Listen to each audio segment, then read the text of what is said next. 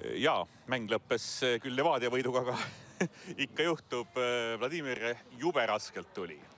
Ja ma küsiksin kõigepealt selle teise poole muutuse kohta, et tõite Roosnupu ääre peale ja Vaitšuki ka rohkem siia parema ääre poole, et see toimis oluliselt paremini. Ja tegelikult peale esimesse poole aega tegime analüüse kiiresti, vaatasime video peal ka, kus on need murekohad.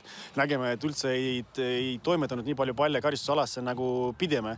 Et sellepärast Vaitšuki ja Zakat ka vahetasime positsioonidele, et Zaka läks rohkem vasakule, et ta saaks vasaku jalaga ka krossida ja Vaitšuk paremale. Ja oli see ka sissetoomine oligi nagu suunatud rohkem sellele, et me saame 1 versus 1 olukordi äärtest ja siis toimetame rohkem palle neid karistusalasse. Oli mingil hetkel juba väike mure ka, et 75 minutit ja ei tulegi.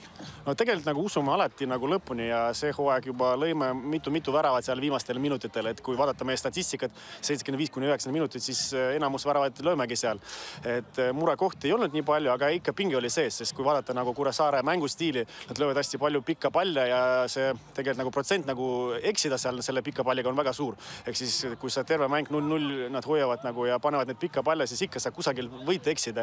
Ja see oli õhus ja see oht nagu oligi näha, et keskkaitsedel oli see nagu murekoht, et ei ole nii lihtne. Aga jah, et ma arvan, me pärisime seda võitu ja olime kannatlikud ja sai tõi tulemus. Aitäh, Vladimir!